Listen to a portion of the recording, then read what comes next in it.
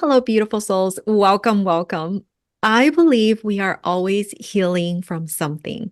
And this episode is for you if you find yourself also on your journey to healing and personal growth. And for this special topic, I have my special guest today.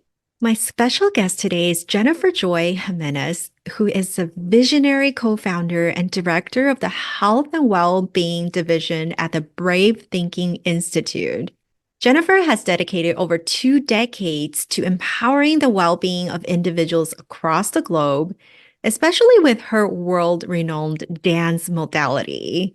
And that's what we're going to talk about today is healing and growing with dancing. Jennifer's profound impact on wellness extends far beyond the dance floor, though. Her innovative programs have captured the attention of major media outlets, including Fox, NBC, Self Magazine, and she has shared the stage with other thought leaders like Marianne Williamson, Wayne Dyer, and Deepak Chopra. Welcome to the show, Jennifer. Thank you, Lucy. It is such an honor to be here. I'm super grateful. Thanks for having me. You're all about healing through dancing, right? Is dancing a form of therapy? There is dance therapy, actually. So dancing is a form of therapy, just like art therapy is a form of therapy. What I have done is really merge the worlds of the science of health and well-being with transformational spiritual principles. So think personal development, right? Which is more of a forward movement type of work. Therapy, we're working with the past. Coaching, transformational coaching, we're working with a vision. We're really being drawn by a vision into a greater expanded version of ourselves. And then my secret sauce is conscious dance. It's been one of my greatest, powerful tools for healing, personal development, self-discovery, transformation. We can talk more about that, but that's a little bit of the difference between the two. So what are some of the top health benefits of dancing you've seen with your clients? Yeah, I would say several things. The difference between transcendence and other types of dance fitness or fitness classes in general is oftentimes if you're feeling like you have a headache or an upset stomach or an injury or something like that, typically you'll opt out and be like, I'm not going to do that class today. In transcendence, I actually invite clients to bring their ailments to class because we're actually re-energizing the body. We're releasing tension and stagnant energy, low vibration energy, and we're connecting to this effervescent flow of energy that we all have access to. So by the end of class, they're saying things like, I came with a headache, my headache is gone. I had like a tight foot, that is completely released. I was feeling a little low energy or, like not as my best self. Now I'm feeling rejuvenated and full of joy and aliveness. The other thing that I often hear, particularly from those that would consider themselves non-dancers, right? So people that say they're clumsy, they have 2 left feet, they've been told they can't dance, or they're super self-conscious.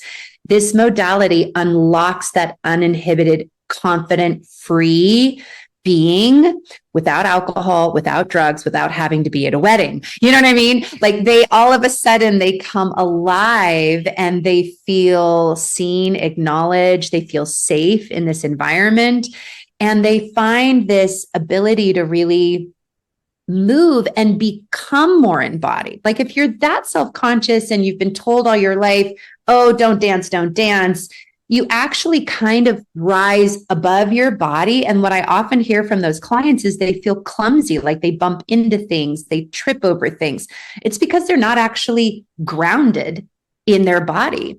So one of the benefits of being more embodied through a modality like this is you actually inhabit the world in a more graceful way.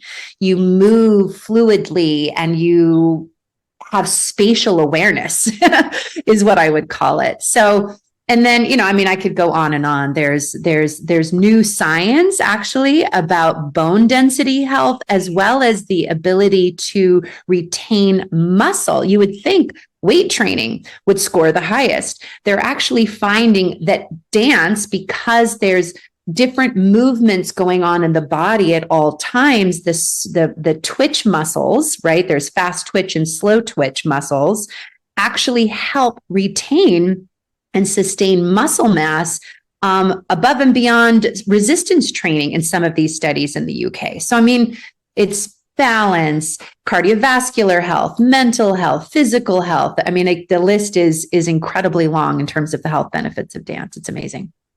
Oh, I love how you put it in a scientific way. For me, it's just very simple. Dancing is a good brain break, right? Yes. Yeah. And therefore, it should be in our life, even if it's for a couple seconds, like you talked about earlier, just to dance across the living room and dancing through your house to the kitchen. That's going to add up that compound effect, right, to your everyday life. Exactly. Yeah. The benefits don't require hours and hours of dance. Literally just a few minutes of dance, they have found, creates that dose of happy hormones that, activates dopamine and oxytocin, serotonin, endorphins are all released. Just if you choose a song that makes you happy is part of it, right? Music is part of the health benefits of dance, because we're usually dancing. You don't have to use music. Sometimes I'm just dancing around and my kids are like, why are you dancing? And I'm like, because it feels good. But, infusing music into it is also part of the health benefits of dance as well. So for someone new to the concept of conscious dance and holistic well-being, would you say dancing is accessible to people of all ages and backgrounds? Yes. The beautiful thing about a conscious dance modality like transcendence is that it absolutely crosses the age barrier. So you can do this with your children. We have transcendence facilitators that I've trained who work with senior citizens. You can do this in a chair. I actually have clients who are healing from surgery who are in bed that do very minimal movement. They're able to do an entire transcendence session while recovering from surgery. And that's also because we're activating the mind. If you've ever seen an Olympic athlete getting ready for their competition, you will often see them wearing headphones. You'll often see them with their eyes closed. And sometimes if you think about a skier, you'll see them imagining, you can actually see in their brains that they're visualizing themselves going down there and doing their routine. You'll see this with gymnasts as well. So it is not new information that the power of the mind is massive. They did a scientific study with basketball players with free throws. That's where you stand way back and you throw the ball and it goes through the hoop, right? So they took and split the group in half. Half of the group, they just had visualizing the free throws. The other half of the group actually physically did the physical action. And they found that the group that just visualized it, didn't actually physically do the action, improved equally to the ones that were physically doing. That's because there is a brain-body connection. So in transcendence, we're activating the power of the mind and visualization, which activates our creative brain. We spend so much of our day in our left logical intellect, which is fine. But we know that we don't access nearly the capacity of the brain. And we do when we're younger, we activate and access. Part of that is we're more mobile and moving. We have recess, so we're running around, we're playing, we're using our imagination, we're creating things when we're young. So in transcendence, we're actually activating that part of our brain and we're using the muscle of visualization. And for me, even when I was healing from my own knee surgery, I would do certain movements, but then I would actually visualize and imagine the movements that I was not yet able to do physically, but I would see myself do them. And I absolutely know 100% that my full healing and my ability to walk and hop and skip and hike and run and leap and do all of the things that I now am able to do post surgery had a lot to do with, of course, regular science and following my doctor's orders and doing physical therapy and all those things, yes, and bringing in the power of the mind, visualization, working with energy, and the components found in transcendence. So, yeah. I love it. You kind of went straight into my next question, which is talking more about the interplay between movement and mindset, right? Because we talk about mindset transformation, how that's important in achieving your optimal health and joy. So, what is your take on the interplay between the movement and the mindset? It's so important. And I'll just sum it up this way. As a professional dancer and in the professional dance world, in my early 20s, right, all the information coming at me from society, as well as even close people around me, I was told that you had to be very, very thin and you had to look a certain way to be a successful professional dancer. I received that information. I didn't argue with it. I went ahead with it, and that led to some very abusive behaviors with my body, starving myself, overtraining, undereating, really trying to shrink my body. And it created this very adversarial body abuse mentality and results, right, with my actions. Through my birth process, which I shared, and then my finding of conscious dance, all of a sudden, now I'm in classes where instead of looking at myself in the mirror and being told you need to have 6-pack abs and buns of steel, right, which is very much the generation that I was in at the time, and a lot of fitness classes, you're taught to look at your flaws and try to fix those flaws with this fitness or dance or movement technique that you're being taught, right? In conscious dance, there's no mirrors. So number one, you're not staring at this, just the flesh and tearing it apart in your mind, right? You're taught to go within and to actually learn how to feel connected to your body. Let's do this now, actually. Let's do this together. And I'm going to invite the listeners to do this with us. So we're not just talking about it, but we're also having a mini experience of it. So if you could just close your eyes and just take a nice deep breath, breathing in through the nose. Exhale out with a nice sigh. Place one hand on your heart, one hand just below your belly button, and just feel your body for a moment. Notice the tips of your toes. So you notice the tips of your toes. Notice your fingertips. Bring your awareness to your ears, to your nose. Now bring your awareness to your heart beating and your lungs breathing. Now, for some people who are very mindful and practicing meditation or yoga, maybe they did today send a wave of gratitude to their heart beating and their lungs breathing. But most people take for granted that their heart is beating 24/7 without rest. From the day they are conceived, and that heartbeat is the first dance of life in the mother's womb, before their body's even formed, is the heartbeat, to the last day that they take their last breath. The heart is beating. And even if we tried, we can't breathe our own bodies or make our heart beat. It's an involuntary thing that occurs right inside of our body. And yet, for me, it's a sign and signal that we are being breathed, that there is a power greater than us that has gifted us with this life. And for a moment, we can just send a wave of gratitude to our whole body for working so hard day in and day out to be the vehicle through which we live and breathe and express and love and bring forth our dreams. And to look beyond the flesh, beyond the form, to all of the many gifts that this body gives us.